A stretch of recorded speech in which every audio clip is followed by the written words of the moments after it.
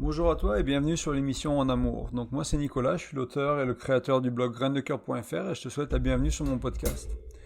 Aujourd'hui on va parler de quelque chose qui est parfois un peu contre-intuitif pour beaucoup de couples, encore pour beaucoup de personnes. C'est cette idée de créer de l'espace, de prendre son indépendance, de créer sa propre vie pour mieux se rapprocher. Alors ce qui est marrant c'est que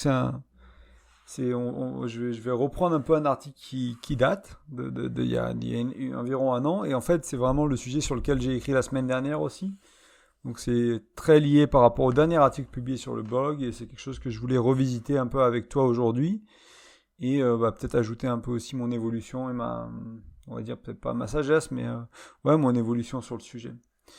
Et en fait, ce qui m'avait choqué moi à l'époque, c'est que j'avais regardé une vidéo, alors j'ai oublié de qui, de quoi, sûrement la chaîne YouTube anglaise qui s'appelle The School of Life, l'école de la vie, qui parle beaucoup d'intelligence émotionnelle, de psychologie, de relations.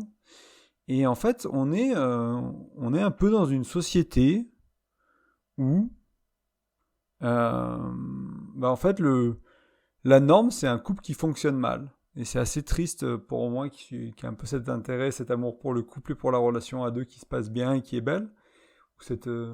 Cette idée que la relation à deux peut être belle. Et en fait, on communique mal, on n'a pas de complicité, on a peu d'intimité, on est en désaccord souvent, on est en tension, on est dans l'ego, on est dans les jeux, on est dans la manipulation, on s'énerve à la moindre chose qui irrite. Pour pas mal de couples, il y a le sexe, ça va pas, quoi. Il y a plein de choses qui vont pas. Alors, il y a plein de choses qui vont bien aussi, c'est aussi pour ça qu'on reste dans ces relations-là, mais je sais pas moi, quand vous croisez un couple d'amis, vous prenez quelqu'un, un couple moyen, on va dire, dans la vie, quoi, qui ont fait le métro, boulot, dodo, enfant, maison, voiture et compagnie, les couples qui sont vraiment heureux, vraiment connectés, vraiment épanouis, individuellement à deux, voilà, c'est pas la norme du tout, en fait, et c'est assez triste, c'est un constat qui est assez triste. Et en fait, l'un des problèmes à ça, on va dire, l'une des raisons plutôt, c'est qu'on tombe en fait quand on se met à deux et qu'on commence à être amoureux, que c'est l'homme de notre vie, la femme de notre vie, que ça va un peu mieux, on tombe un peu dans cette espèce de confort d'être à deux, d'avoir cette personne qui nous fait des câlins, qui est là pour nous. On est mieux compris que nos amis, on est mieux compris que par notre famille. Tout va tellement mieux avec cette personne-là on s'accroche à elle en fait. On s'accroche à cette personne avec nos deux mains autour du pied et puis les pieds, et puis on se laisse traîner, et puis c'est pareil, l'autre il fait pareil, du coup en fait on n'avance pas, on se tient les chevilles, on est enroulé comme ça au sol et on n'avance plus en fait, et c'est un peu un souci quoi. Et, euh, et ouais, et du coup je sais pas, c'est ceci la seule personne qui nous fait rire, qui arrive à nous comprendre aussi bien, ouais, vraiment on s'attache à ça, et en fait, et aussi ce que j'ai essayé de formuler à la phrase d'avant, cette idée de romantisme qui nous vient pas mal des films, des chansons, de la poésie, tous ces personnes qui avaient un peu une vision un peu très romantique et maladive de l'amour, qui nous ont fait rêver avec toutes leurs écritures, parce que c'est des gens qui arrivent à toucher notre cœur, sont très bien intentionnés souvent, mais souvent aussi qui nous mettent en tête cette vision de l'amour, du couple, de la vie à deux, qui est pas vraiment réelle en fait, qui est pas vraiment pratique, qui est pas vraiment pragmatique, qui est pas vraiment conciliable avec la vie dans laquelle on vit aujourd'hui, dans la société dans laquelle on est. Oui, si on avait que ça à faire de toutes nos journées, qu'on n'avait pas de travail, qu'on n'avait pas de pression, oui, on pourrait vivre ce genre de relation, mais souvent il y a un côté un peu plus pratique. Et en fait, moi, ce qui me parle beaucoup de nos jours, c'est pas refouler le romantisme, c'est pas refouler le pragmatisme et être que romantisme et que pragmatique quand il s'agit des relations de cœur, mais c'est un peu intégrer les deux en fait. Il y a des aspects de la relation qui doivent être romantiques et des aspects de la relation qui doivent être pragmatiques. Et des fois, ils doivent être un peu les deux aussi. Et c'est pas noir et blanc, c'est très gris. C'est trouver un peu cet équilibre pour où on en est dans notre couple et ce qui nous va bien, quoi. Mais il y a un petit côté trouver le prince charmant, trouver la princesse, se compléter, trouver notre moitié qui me gêne dans le romantisme, ou ça voudrait dire qu'on n'est pas des êtres complets, ou ça voudrait dire qu'on dépend de l'autre pour notre bien-être, en fait. C'est-à-dire qu'il faut trouver la bonne personne pour être heureux. Non, non. Il faut être heureux, point. Il faut créer une vie heureuse, il faut créer une vie remplie, il faut créer une vie qui nous épanouit. Ça, il faut le faire. Il y a besoin de personne pour ça. Alors oui, L'autre peut nous aider, l'autre peut nous apporter certaines choses, mais il faut bien se rendre compte que ça ne doit pas dépendre que d'une personne, ça doit dépendre de passion, d'amis, de proches, de famille, et éventuellement, quand on le sent, si on a envie, un partenaire, une partenaire avec qui on se met en couple, plusieurs partenaires pour nos amis polyamoureux. Et voilà, mais il doit y avoir une fondation solide en fait, et c'est ce que j'aimerais qu'on explore ce soir, et c'est un peu cette notion de créer de l'espace pour mieux se rapprocher, qui est le titre de l'épisode aujourd'hui. C'est en créant notre propre espace à nous, notre propre vie à nous, on va avoir une capacité d'intimité, on va avoir une capacité éventuellement, c'est pas donné non plus, mais pardon, je suis en jeune sec, du coup j'ai la voix qui déraille un peu, j'avais pas anticipé ça, je peux pas boire comme je suis en jeune sec, et voilà, donc se recentrer sur nous en fait, qu'on soit célibataire ou qu'on soit en couple, se recentrer sur nous, créer notre vie à nous, avoir nos habitudes, nos amis, et tout ça, ça va nous aider en fait à amener quelque chose qui est mieux dans la relation. Alors j'ai présenté ça de manière un peu décousue, je vais reprendre un peu la trame du podcast pour être un peu plus construit vis-à-vis de tout ça. En fait, donc ce que je voulais dire aussi avant de passer un peu à cette partie-là, c'est comme on se replie sur l'autre, et que c'est tellement bien d'être à deux avec cette personne-là, qu'on a trouvé l'amour de notre vie, etc., qu'on crée vraiment une dépendance en fait, une dépendance affective, émotionnelle. Des fois on se met dans des situations aussi, une dépendance financière, on crée une sorte de... Puis on se coupe un peu de nos amis, on se coupe un peu de notre famille, parce qu'encore une fois, notre partenaire est tellement mieux, il nous comprend mieux, il nous fait mieux rire, elle nous fait mieux rire, on peut faire l'amour ensemble, on peut faire, je sais pas moi, des bébés, il y a plein de choses qu'on peut faire avec cette personne-là, et on se retrouve un peu dans un cocon, quoi, à deux, et un peu enfermé, puis petit à petit, bah voilà, on change un peu d'amis, on perd un peu nos amis, etc., ou on trouve des couples. En amis, quand on est en couple, on a des couples amis. Quand on est parents, on a des couples parents, on a des amis parents. Quand on est seul, on a des amis seuls. C'est un peu ce qui se passe souvent socialement. Et du coup, on se retrouve avec des gens moins disponibles, ou à qui on va aller au restaurant plutôt que de passer une soirée confortable à la maison. Et voilà, tout ça évolue et on se retrouve un peu dans dans ce petit cocon à deux dans un cocon. Et en fait, notre couple devient une sorte de béquille de vie, en fait. C'est vraiment, on a besoin du couple, on a besoin de l'autre pour aller bien, quoi.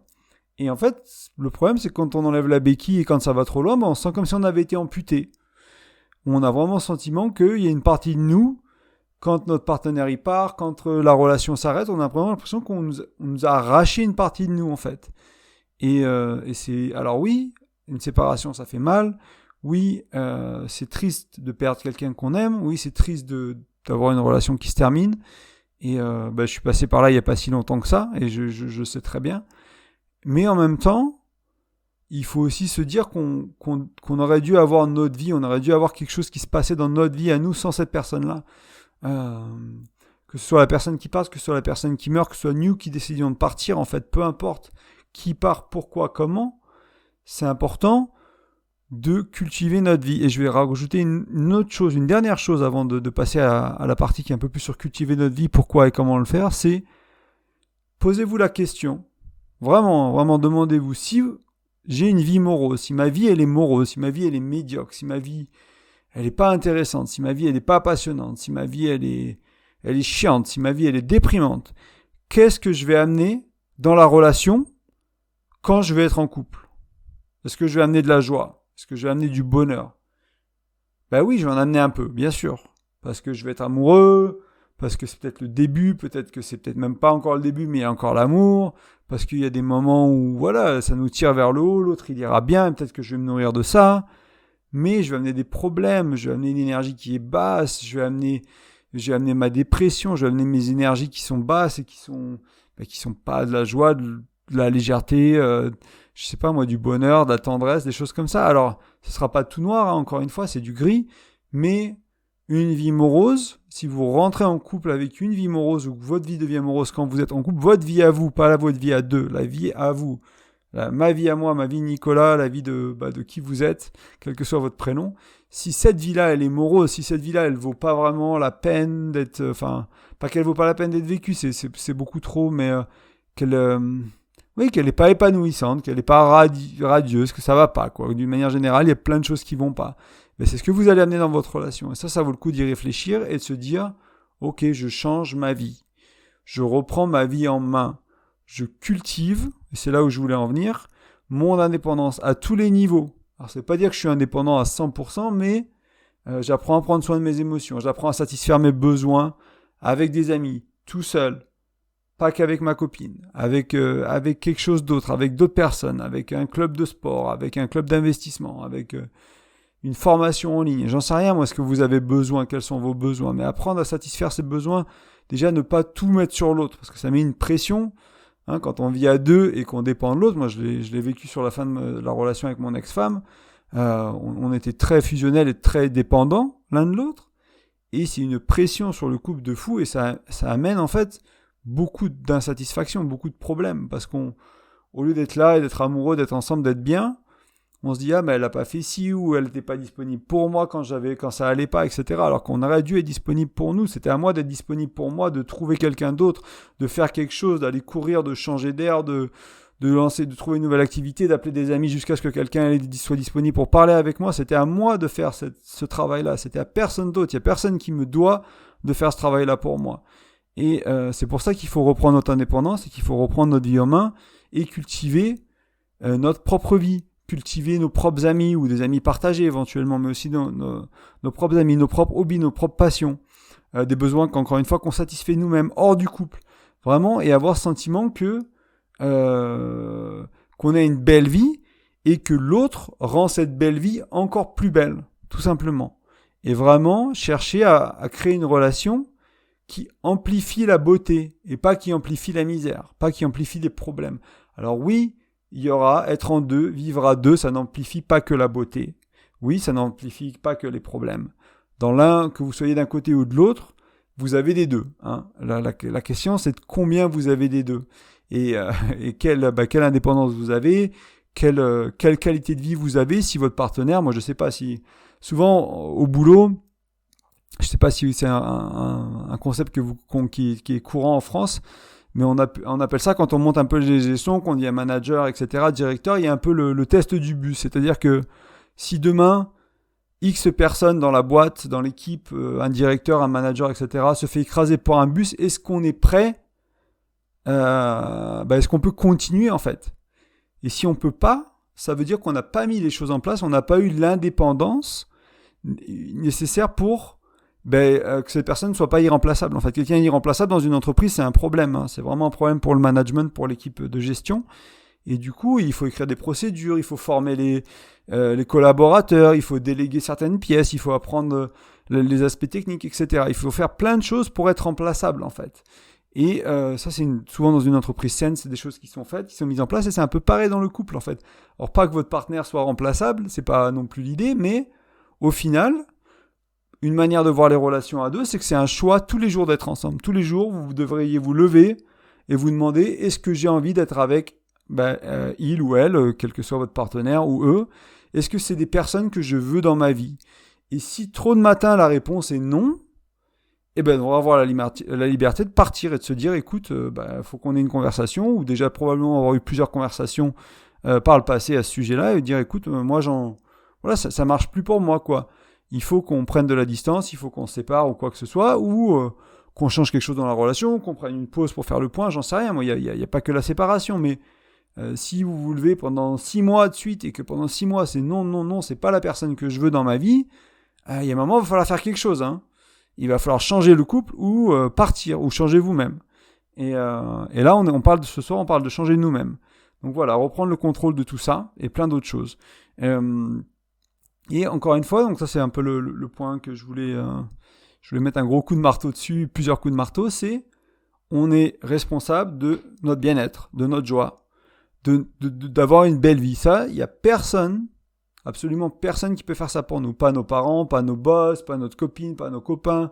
Personne ne peut faire ça pour nous. On est vraiment les seuls. Et c'est vraiment à nous, quel que soit le couple, que vous ayez des enfants, que vous ayez un boulot, que votre vie soit prenante, pas prenante, il faut trouver du temps, de l'espace, créer de l'espace pour mieux se rapprocher, pour retourner au titre du podcast, pour cultiver une vie de meilleure qualité, une vie qui vous rend plus heureuse, et partager vos moments de joie, partager vos moments de bonheur, partager vos moments, d'amour avec votre chérie, avec vos amis, et offrez ça plutôt que toujours vos problèmes. Vous savez, on a tous eu des amis, c'est que des problèmes. des petites copines, des petits copains, des amis, c'est que des problèmes, des membres de famille, c'est que des problèmes. Là. Il y a jamais rien qui va.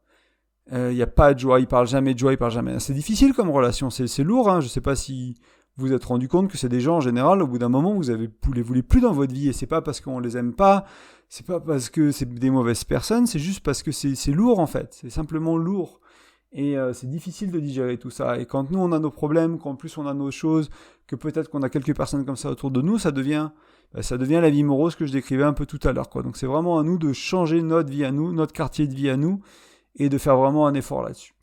Et de ramener ça ensuite dans le couple, de dire écoute, aujourd'hui j'ai pris 1 heure pour moi, je me suis levé plus tôt, je suis allé courir, ça m'a fait un bien fou, je me sens bien, je suis entré dans une meilleure énergie, j'avais plus d'amour, j'avais plus de patience, j'étais plus relax, j'espère que, je sais pas si tu l'as vu, qu'est-ce que t'en penses, éventuellement demander à notre partenaire un peu le retour de ce qu'ils ont vu, est-ce qu'ils ont vu cette énergie qui a changé, etc. Voilà, et en fait, l'un des derniers points qui me tient à cœur et qui fait souvent peur en fait, on a peur d'être dans... Comment le dire ? Comment le formuler en français ? On a peur d'être soit dans 2 modes de fonctionnement. Soit en mode couple, et là on fait tout ensemble, voilà, meilleur ami, meilleur amant, meilleur amoureux. Soit en mode célibataire, et on fait tout seul. Et moi je sais que c'est quelque chose qui m'avait marqué dans l'une de mes relations précédentes aussi, c'était vraiment cette sensation qu'avait ma partenaire de se dire que si elle commençait à cultiver sa propre vie, bon, c'est mon ex-femme d'ailleurs pour parler de la même chose, mais pour pas essayer de confondre les relations, et cette peur de si elle cultive sa propre vie, comme on était des personnes très différentes, c'est une des raisons de la séparation, c'est que on va se perdre en fait, on va complètement se perdre, c'est-à-dire que c'est soit entre guillemets, elle reste dans la relation et elle se sacrifie et elle n'est pas épanouie. Et ça pue pour le couple, entre guillemets, hein. Je veux pas, c'est pas pour la critiquer ou quoi que ce soit, mais c'est une manière générale, quoi. C'est pas bon pour le couple. Soit elle vit sa vie à elle épanouit, et dans ce cas-là, je rentre pas vraiment dans sa vie, en fait. Et voilà, on s'est rendu compte qu'après 5 ans, à vouloir pas vraiment vivre sa propre vie, et à vouloir rester dans la relation plus que vivre sa propre vie, elle est partie de la relation pour vivre sa propre vie, parce qu'elle n'était pas heureuse, et moi j'étais pas heureux, et on n'avait pas une relation qui était légère, et qui était... il y avait plein d'amour, hein. Alors, encore une fois, je veux vraiment pas acheter je sais plus comment on dit, une pierre sur la relation, parce que c'était une relation pleine d'amour, c'est une relation très belle, et j'ai énormément de gratitude pour la relation que j'ai eue, et puis pour cette personne-là, donc c'est vraiment pas le but ici, mais quand même on avait créé une relation dans laquelle, voilà, c'était pas terrible, quoi. Les derniers mois, les dernières années, c'était pas... la belle relation pour laquelle on s'était dit qu'on se mettrait ensemble. Tu vois, quand on s'était mis ensemble, on avait fait une liste des choses qu'on voulait créer, des choses qu'on voulait apporter à cette relation. Si on prend la liste aujourd'hui, il y a 6 mois quand on s'est séparés, qu'on relit cette liste et qu'on fait le point où on en est, c'est pas du tout ça en fait. On n'est pas du tout dans... Nos intentions n'ont pas été réalisées à plein de niveaux, et à plein de niveaux ça a été réalisé aussi. Donc encore une fois, c'est pas noir et blanc. Mais voilà, donc c'est vraiment on est souvent dans ce mode-là de soit je suis en couple, soit je suis en mode tout seul, et on a du mal. Et en fait, c'est pas un problème à résoudre, en fait, cette notion d'indépendance et de liberté que vous pouvez avoir, et de cultiver votre indépendance et votre propre vie à vous. Et avoir un couple, donc avoir de la proximité et de l'intimité, c'est un mot qui me parle beaucoup, la proximité. Hein. C'est-à-dire que je trouve très difficile d'être en couple sans proximité, mais c'est pas nécessairement de la proximité physique, c'est une proximité émotionnelle, c'est une proximité mentale, c'est vraiment une proximité à tous les niveaux en fait. Et on peut ne pas avoir cette proximité-là et vivre ensemble, et on peut avoir cette proximité-là et être à distance. C'est pas, alors bien sûr l'aspect physique ça aide aussi, hein, c'est sûr que ça joue, mais c'est pas que je parle pas que de la proximité distance, quoi, une distance physique. On parle je parle de bien plus que ça en fait. Et en fait, donc ce ratio, entre indépendance ou cette tension entre indépendance et proximité, c'est pas un problème à résoudre. En fait, c'est un équilibre à trouver. C'est-à-dire qu'à un moment donné, dans votre relation, au point où vous en êtes avec votre femme, avec votre mari, avec votre chéri, ça peut être aussi dans des relations amicales, hein. Ça marche très bien dans des relations amicales avec vos amis. Et en fait, vous allez vous rendre compte qu'il y a une sorte d'équilibre que vous trouvez. Si j'ai quelques heures ici, et comme ça, etc. Et puis la vie change, on change de boulot, on a un enfant, on est un peu plus stressé, nos envies changent, on évolue, on fait ci et ça, et bam, l'équilibre il marche plus, merde.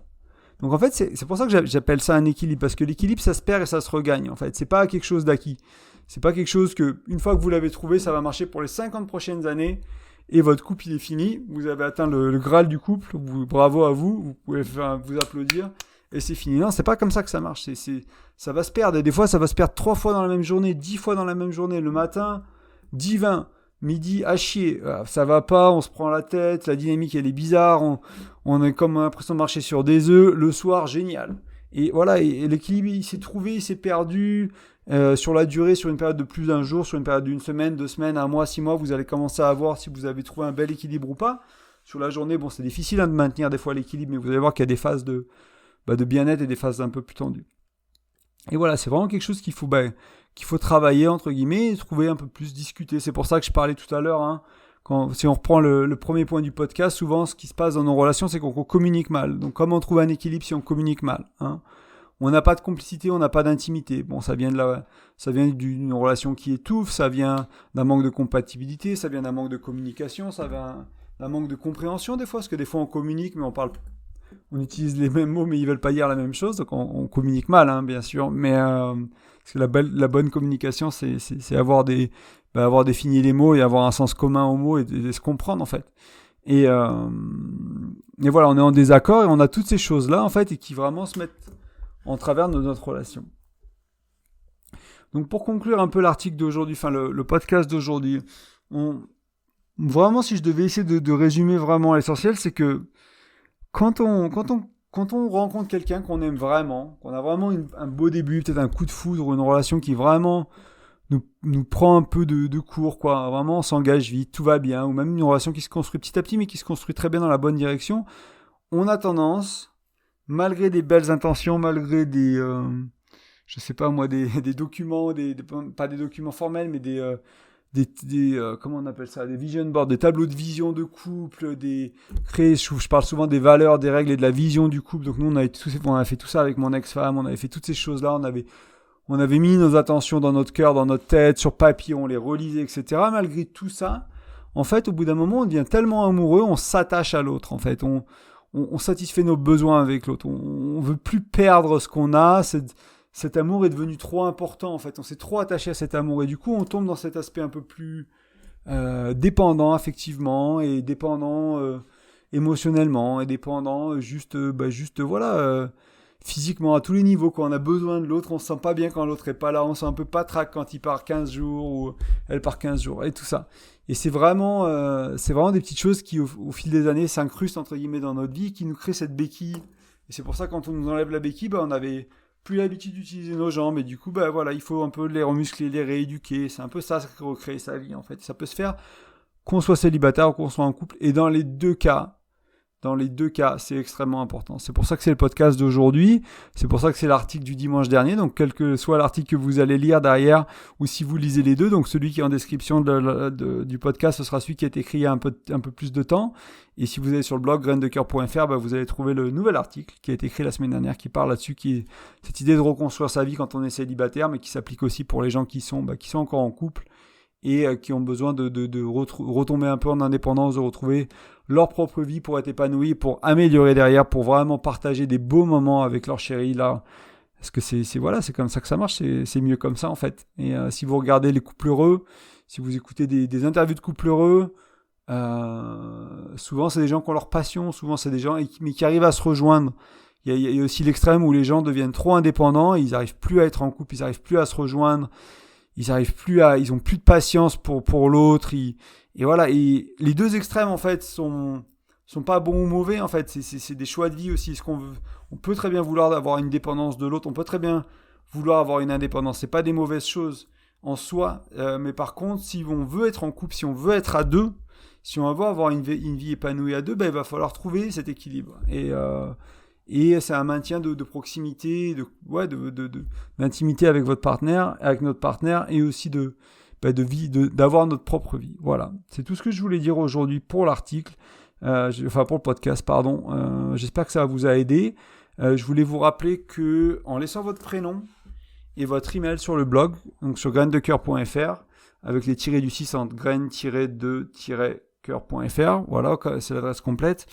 En laissant votre prénom et votre email, vous allez recevoir un bonus qui est sur la communication. Donc c'est 5 outils que j'ai sélectionnés et que je vous explique dans un bonus assez concis. Donc le but du jeu, c'est d'être pratique, que vous puissiez le lire à 1 ou à 2, c'est préférable à 2, et que vous puissiez appliquer ça très rapidement en fait, sans trop d'attente, sans trop de délai, pour vraiment que ça ait un impact sur la qualité de votre couple au plus vite, tout simplement.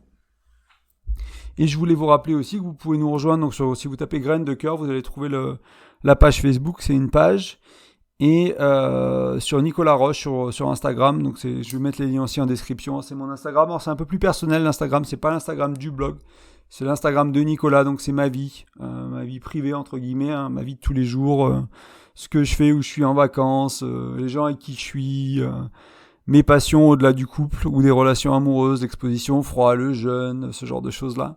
La santé, le bien-être, c'est des choses qui sont très importantes pour moi et qui sont vachement plus présentes sur le réseau, et éventuellement des citations, des choses qui sont liées aux relations amoureuses aussi, mais pas que. Voilà, quelque chose de plus personnel, un peu les coulisses de ma vie, s'il y en a certains d'entre vous qui sont intéressés de me connaître un peu mieux.